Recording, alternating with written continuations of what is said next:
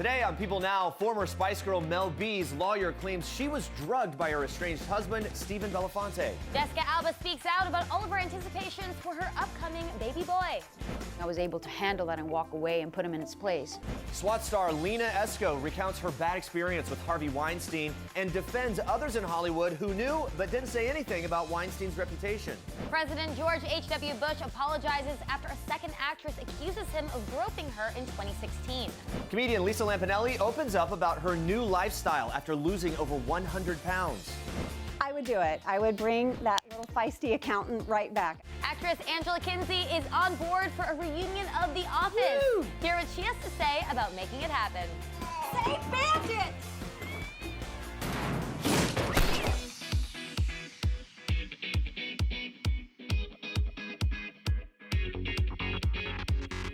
Good morning, Facebook Live and People.com. Welcome to People Now. Happy Thursday. Lots to get to today. Comedian Lina Esco is opening up about her miraculous weight loss journey. She lost over 100 pounds after weight loss surgery, and it got us all thinking, what are your best weight loss tips and tricks? Let us know. It's our Facebook question of the day.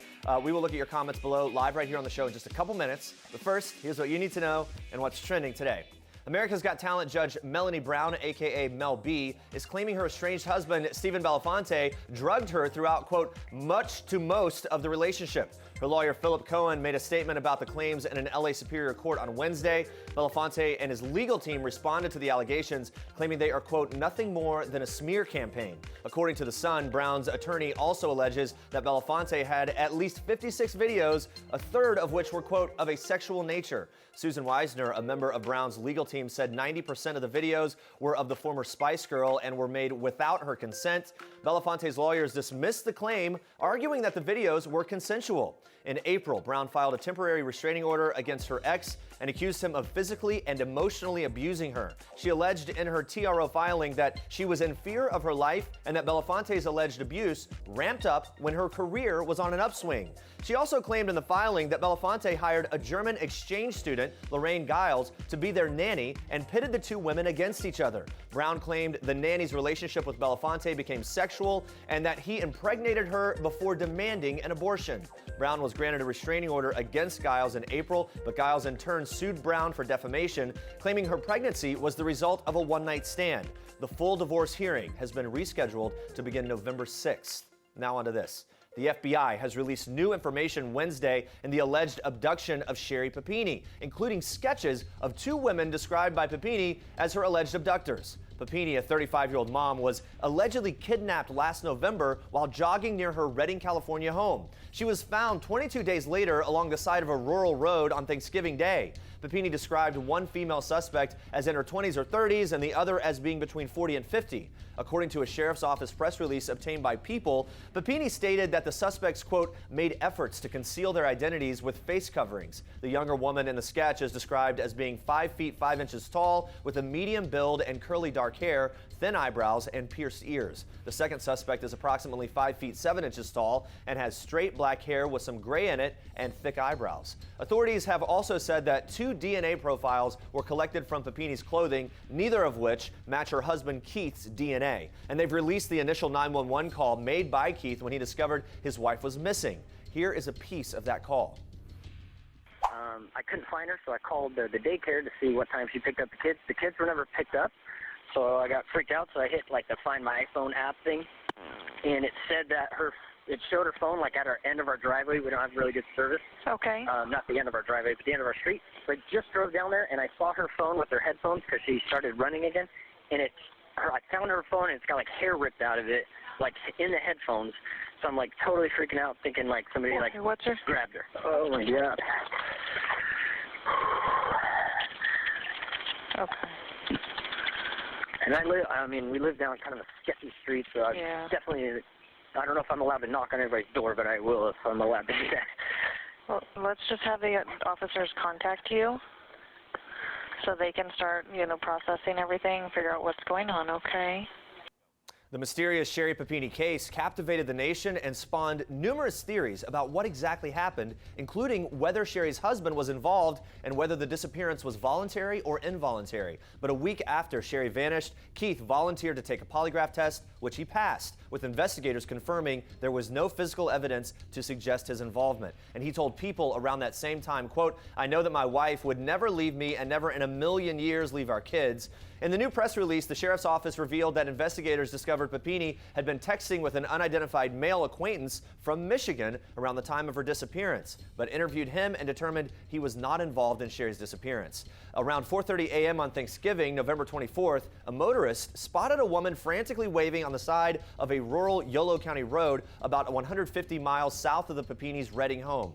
Papini told investigators a young Hispanic woman dropped her off and that she was abducted at gunpoint and held captive by two armed Hispanic females who spoke Spanish the majority of the time.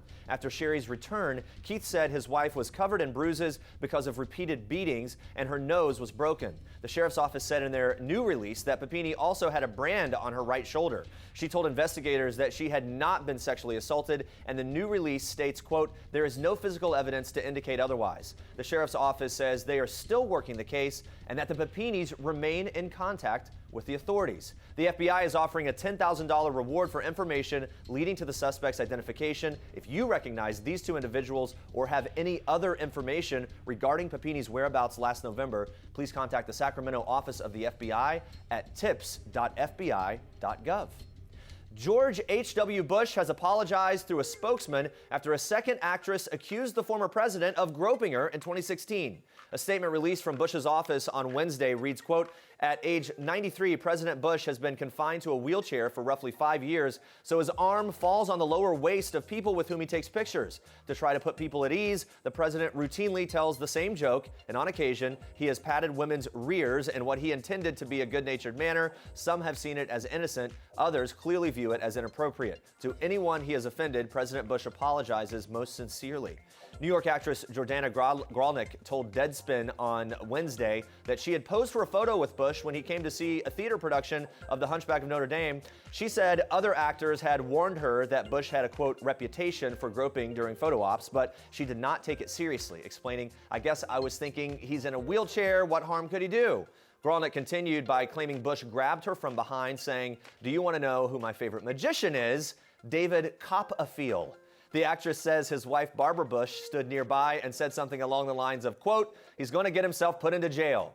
This is the second set of allegations against the Bush patriarch. On Tuesday, actress Heather Lind wrote in a now-deleted Instagram post that she was also standing next to the former president when he, quote, "touched me from behind from his wheelchair with his wife, Barbara Bush, by his side." The incident allegedly occurred in 2014 during a screening of the AMC drama Turn, Washington's Spies. Following Tuesday night's allegations, spokesman Jim McGrath released the following statement saying President Bush would never, under any circumstance, intentionally cause anyone distress, and he most sincerely apologizes if his attempt at humor offended Miss Lind. Lind, who decided to come forward due to the slew of women who have spoken up about their own experiences, was seemingly disturbed by a recent photograph of former President Barack Obama shaking hands with Bush, writing in her post, "I found it disturbing because I recognize the respect ex-presidents are given for having served, and I feel pride and reverence toward many of the men in the photo. But when I got the chance to meet George H.W. Bush 4 years ago, he sexually assaulted me while I was posing for a similar photo. It seems to me a president's power is in his or her capacity to enact positive change, actually help people, and serve as a symbol of our democracy." On to this. Actress and director Lina Esco stars as one of the only female cast members in the new CBS series S.W.A.T. The 32-year-old first made headlines back in 2012 after starting the global feminist campaign Free the Nipple, and she's now opening up about being sexually harassed by Harvey Weinstein during a private dinner meeting back in 2010. The media mogul allegedly asked her to kiss him, insinuating that she'd have a hard time finding Hollywood success if she did not comply. According to a report Lina gave the Washington Post, Harvey kept on pressing, insisting, quote, "It's just a kiss." Lina opened up about that experience, saying people knew about Harvey's reputation, but chose to say nothing due to fear. Watch. Well, we were also in a time where social media and news printing these stories, weren't talking about these stories. So if they're not there, it's not an environment for anyone to speak of, because everyone's gonna say, just shut your mouth, you don't wanna lose your job. So we're all kind of afraid to say anything. Again, when I didn't say anything about Harvey is because he didn't go past that. He went as far as, if you don't, we should kiss and we should do this, and if we don't do that, things are gonna be pretty much not easy for you in the business. Because I've gone through the things that I've gone through, and I left home so young, I was able to handle that and walk away and put him in its place. But, a lot of women out there cannot do that, in the sense of like, they just couldn't be able to get out of the situation because they were so young, and a lot of these girls are young, and it's just unfair. I've been in that situation. I've been 17, 16 years old in a situation where somebody's been inappropriate, and I don't know what to say because no one schooled me through that. You're not prepared for that. So I just, I stayed quiet. I've been in situations where I've been taken advantage at a very young age. I don't want to go into it, but I said nothing. I blame myself for it. And Lina is continuing to push for gender equality with her launch of the Human Campaign, which seeks to ratify the Equal Rights Amendment in the United States. Lina opened up about how now is the time to push for gender equality and how all women must rally together for the cause. Watch. We have finally a momentum again with women, I think, after the Women's March in January 8th. There's all these momentums happening, but if we don't do anything about it, if we don't do something with it, it's just gonna go away.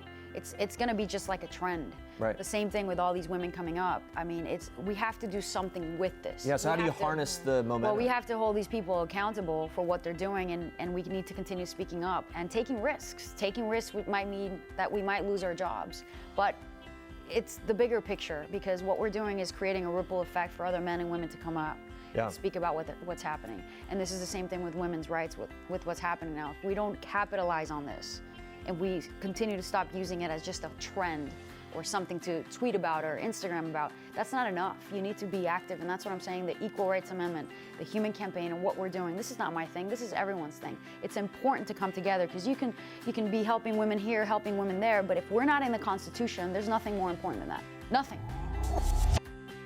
It was really great to hear from her, and also check her out in S.W.A.T, the new series. Yeah, I mean, she's not only an incredible actress, she's doing so much, which Yeah. is amazing. All right, let's check in with Facebook Live. We want to know, what are your best weight loss tips and tricks? Because, of course, we're talking about Lisa Lampanelli later on. Kim says, clean eating and weightlifting. That's how I've changed my life since starting my weight loss journey. Caitlin says the keto diet, which is, I think, gaining a lot of steam these days. Okay.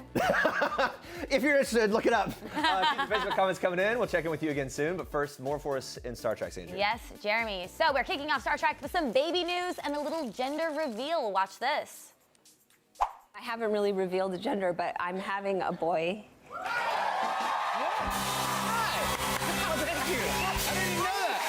keep saying I know, I'm hinting. I'm so sorry. I didn't know that. We're super stoked. Oh my goodness. Yeah. This is going to be fantastic. It's going to be a whole situation. How exciting. Jessica Alba is expecting a boy. The 36-year-old Honest Company co-founder announced the news in an adorable Instagram post on Wednesday before appearing on Jimmy Fallon later in the evening. The busy mama, too, shared how it's going to be a whole new ball game for the family of four, who already have two adorable little girls, 9-year-old Honor and 6-year-old Haven. Well, during the taping, Fallon suggested some baby names that begin with the letter H to keep up with the family theme, quickly voting for Hermit and Hardy. I'm not sure. We'll see if either of those is the winner, Jimmy.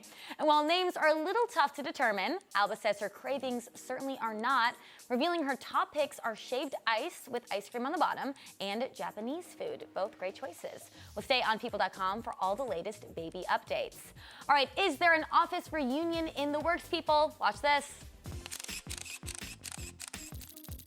John Krasinski said that he'd sign up for a reunion in a heartbeat. You also posted some pictures recently with Jenna Fisher. Yes. Could we see a reunion on screen at all? Is it possible? I have no idea. Everybody's doing so many things, but I would do it. I would bring that little feisty accountant right back. I'd be so excited. Do you have a favorite episode? Oh man, that's so hard. I know, There's so it's gotta be many. impossible. I feel like as a fan, it's hard for me to say a favorite Not episode. only do I have favorite episodes, but sometimes I have like a favorite cold open. Like Oh, when right. Dwight tried to train us about fire safety and set the office on fire, remember, and trapped us inside. Yeah, right. And I turns out I was hiding a cat in a drawer, of course. And I threw my cat in the ceiling. Safe bandit! Everyone went nuts. Like people were trying to throw the copier out the window. Like that was one of my favorite things.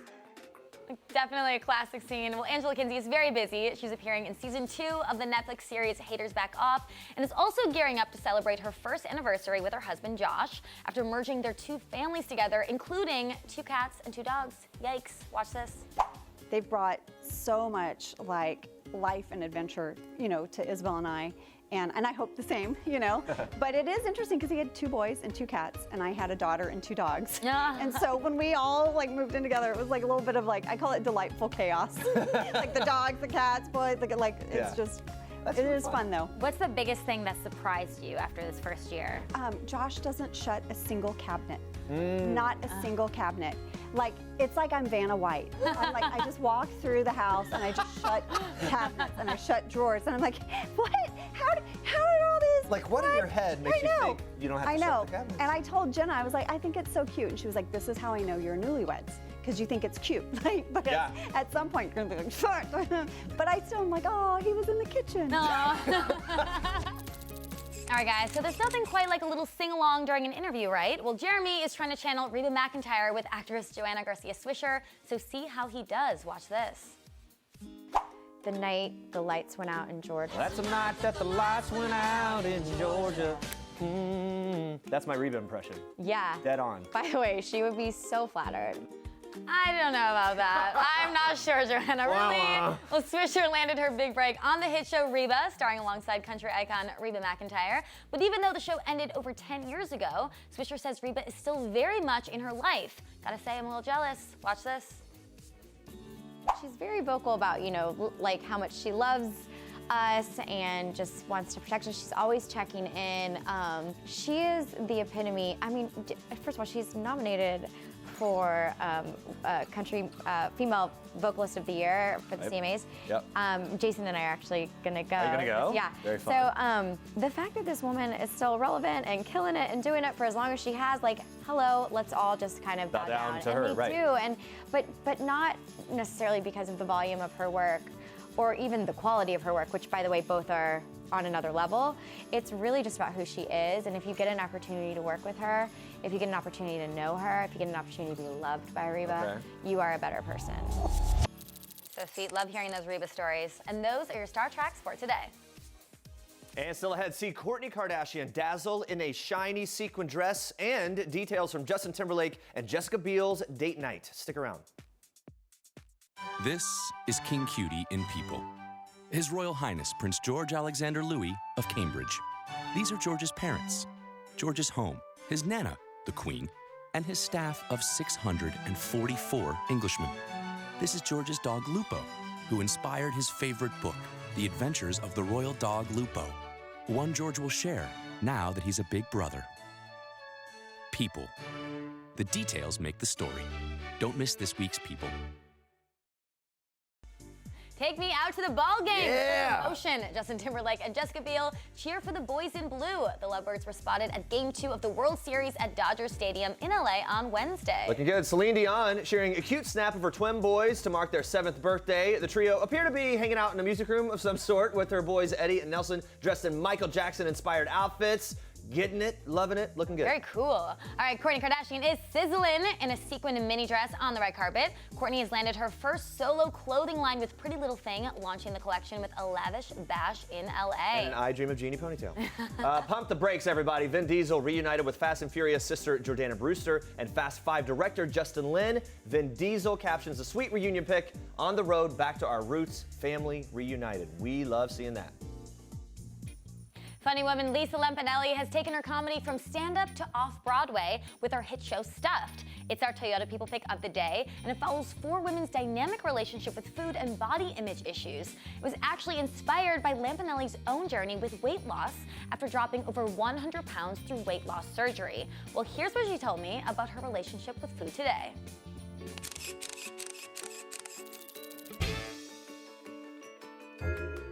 So my relationship with food now, since I got the weight loss surgery and I lost over 100 pounds, I kept it off 5 years, but it's through constant emotional work. And that's what people don't get. Weight loss surgery is a tool, it's not a cure. So every single day it's analyzing, am I eating enough nutrients? Am I eating enough food to keep my energy up? Am I working out enough? Or even just walking enough to make myself less stressful. I'm not going to say stress-free because I think that's a fantasy too. Yeah. And it's like, wow, if you do work at it every day, you get a little closer to getting it where it's not an obsession. And I think that's where it gets all unhealthy. But I also do operate under the 80-20 principle. 80% of the time, I'm fantastic at eating and moving and everything. 20% of the time, I'm gonna have that birthday cake. Because guess what? If you go to a party and don't have birthday cake, there's something wrong with you. You have to not strive for perfection because it doesn't exist.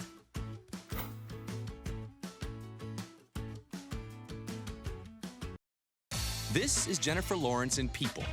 This is Jennifer photobombing Taylor Swift and Sarah Jessica Parker and Liam Hemsworth, proving that while we all love the fashion of the red carpet, it's people who steal the show. People. The details make the story. 13-year-old Jordan Phillips has been sewing for a good cause. In 2015, her mother, Nicole, was diagnosed with breast cancer, and Jordan wanted to do everything she could to support her mom during her fight. The young entrepreneur created Cozies for the Cure, which are custom coffee sleeves that she sews herself. Jordan started selling these cozies and has raised over $18,000 for one of the largest breast cancer foundations, the Susan G. Komen Foundation. Well, Jordan joins us live today. Thank you so much for being here. How are you? Hi, I'm great. How are you? I'm great. Thanks for joining us. So now you've teamed up with big name stores across the country like Walmart to sell these custom coffee sleeves. That's a huge deal. What is it like to see your creation on a Walmart shelf? Well, the first time I saw it, I started crying because it was just so amazing. And it's just a dream come true. Yeah, and you've gone now countrywide with Jordan's Cozy Tribe. It's girls helping you in other states making these cozies. What has your experience as a young entrepreneur been like, and what advice do you have for other teens watching who maybe want to start their own movements? You're never too small or never too young to do something great. You don't need to be afraid of people turning you down because you just need to go for it and take a risk. Yeah, and you definitely went for it. You and your mother have teamed up. You've been asked to speak at Susan G. Komen summits and fundraisers. You made such a huge difference already. What do you hope to see in the future for Cozies for the Cure, and how can people help you out? Well, I think that my ultimate goal would be to end breast cancer forever. But if someone would like to help out, you can go to your local Walmart and buy a cozy until the end of October. Or you can go to your doctor and get your yearly mammogram and get checked out, because it doesn't just benefit you if you take time for yourself, but it also benefits your family, because you never know what it's going to be like if you just are gone. And, you know, that's a really big impact on your kids. And so go get checked out. Yeah, and also you started sewing these yourself. How much time do you spend sewing these cozies? Well, it takes me like a little over 7 minutes to sew each individual cozy, but it just depends on how many cozies I'm making that day. Well, you've done such a great job. I want to say keep up the good work. Thank you so much for everything you're doing. And Jordan, thank you for joining us today. Thank you. 7 minutes. It'd take me like a week to do one. No, I know. And That's she's incredible. so young and she's doing such amazing things. Yeah, it's really Raising great. $18,000 already. All right, let's check in with Facebook Live one last time. We've been asking you guys what's your best weight loss tips and tricks, all for Lisa Lampanelli losing so much weight. April says Atkins protein shakes, exercise, water, and eating what you can burn off. High protein, enough carbs for natural body fuel. That's what helped me. Whoa, It's I like the whole diet plan. Jacqueline says, when I cut out sugar, I lost the pounds. You know, I always hear people say that, like if you take soda out of your diet, for example. Like I've had friends that have done You that. drink a lot of soda. Well, I have one or two a day, yeah. One or two a day, that's a lot. Well, okay, but you're right. But that is a big source. Like you take that out, you can lose a lot of weight. Yeah, Allie So I says hear. hot yoga and Pilates and lots of salmon and chicken dinners, still delicious. Ooh, My tips and tricks, go on Survivor, the show. You just like lose a lot of weight, no big deal. Be stranded somewhere where there's no food.